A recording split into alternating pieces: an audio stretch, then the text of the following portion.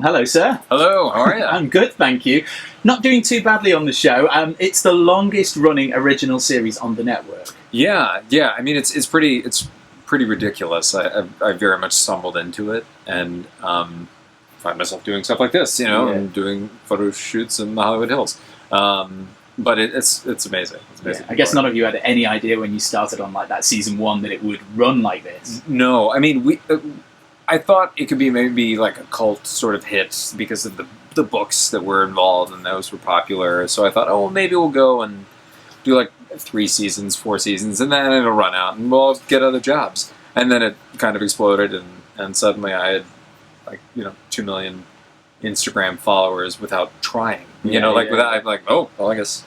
I've been talking to them, don't worry. Oh, yeah? Oh, yeah, I kind of put out there we were going to interview you, and if they had any questions, my goodness, did they have some questions. Oh, we'll good. Get to some of those soon. What about Aria? Because obviously, as we know, it's going to wrap up at the end of season 7. Mm-hmm. I think most fans and people that watch the show would like to see the two of you get back together, maybe even wedding bells, possibly. Oh, I mean, is that something, you might not be able to say whether it definitely happens, but is it something you would like for the relationship? I mean, they do seem made for each other, don't they? Yeah, they do. I think there's going to be some... especially with this much time left on the show, there's going to be some progression, and I think eventually, I could totally see that. But at the same time, the writers have, broken a lot of hearts before, so I don't want to say yeah it's going to happen, or I've heard yes or no to that. But they do seem very much in sync with one another, so I can see that happening. Exec producer Marlene King, she said she's quite excited to film the end of the show, and she can see exactly how it's going to be. But for you, is it kind of a sad feeling? Are you is it good because now you can work towards an end point, or how do you feel about it? I'm excited to see how it wraps up and it gets that sort of final thing. But bittersweet because it's it's a very familial type set. People really. We bond really well, and so it will be sad when it ends, but it will also be exciting because now we're all still very young, and we have careers ahead of us, and I look forward to the day where it's years down the line we all kind of run into each other at some gathering. Maybe a film. I mean, who knows? It could be. It works. And for anyone that doesn't know, I would think most of the fans by now have cottoned on that there's a 5-year shift, isn't there, in this kind of last few episodes? That's in the middle of season 6. And what can we expect from that? And are they going to kind of have to age you all up a little bit? Because we're shifting forward like half a decade. Yeah, I think I'm probably. I don't think they'd have to age me at all. Because right now they've been working on making me not look, my age. But it's weird because I'm the only character that plays my age on the show.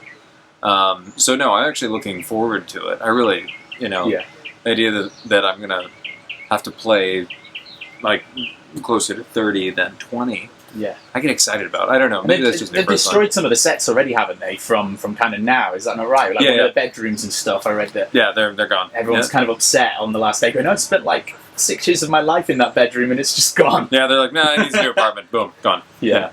Okay, we're going to move on to some Twitter questions now because, as I say, I put the word out and we literally had a tidal wave of questions. All about We've got WCase105 says, what do you like to do when you're not on set? I did hear a little bird, I should say, told me you like bird watching. Is that right? I just actually glanced above your head at this thing that just flew past you. Yeah. No, I have a bunch of hobbies that are pretty geriatric. I mean, I love to travel and I cook, and I'm very lucky to have a bunch of friends out here. So I usually spend a lot of time with them. Okay. But then I try and keep active, and I get outside a lot, and that's one of the things that I do. But I knew that this was maybe a real problem that I have when sort of like as a beginning of season gift from my agents, instead of like the traditional like bottle of champagne or like a nice pen or something, I don't know. They got me really great binoculars. Oh yeah, that makes sense. I was going to say maybe a bird table or something, but that's a bit lame, isn't it? I already have several of those, so maybe I should. Yeah, it was really silly. Okay, A Lies and Riley 1818 or 1818 asks, "What's your favorite food?" Favorite food? Oh, what type of food? Really depends on what mood I'm in. I saw the 100-Foot Journey the other night. made me want Indian food. Yeah, immediately. I miss an Indian curry, and I actually don't think they're quite as good, dare I say, over in the States as they are in the UK. I would actually agree with you. Yeah. Maybe we just haven't found the place, but so I would agree with you. Butter Benzo asks, what's your favourite movie? Hard one, I guess. That is a hard one. Say one movie, but... I've always loved, I guess most recent favorite movie. I mean, I have like the old favorites of like, I loved Gladiator growing up. I thought it was just brilliant. But I really loved Birdman. I thought that was really... Yeah. Back to birds again is a common theme. Oh, yeah, God, I can't get away from it. Yeah. Okay, and final one. Ian Harding, ITA, asks, what is your favourite song to sing in the car or in the shower? I don't know what the difference is, why you would sing a different one in one or the other, but maybe you would. While driving and showering at the same time. Yeah. I don't know. They jump around. It's usually... Depends on what mood I am when I wake up. Maybe if I'm a little bit groggy, maybe it's a death metal song or something like that. But then, you know, if it's like a bright, sunny day, you know, maybe some pop music. Rin Weaver, I've just discovered this person. She's really, I think, funky fresh. So, you know. Are you a bit of a singer? Can you sing? Are we going to see you in a musical? Or? Oh, yeah, maybe.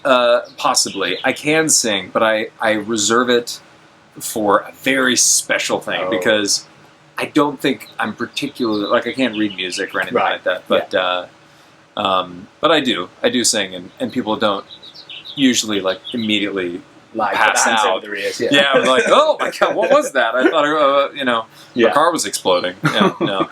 Good. Well, listen, good luck with the rest of the season. Thank you. Thanks so much for joining us today, and I'm looking forward to seeing the shoot. Great. Thank you so nice much. to meet you. Take care. Nice to meet you. Thank you.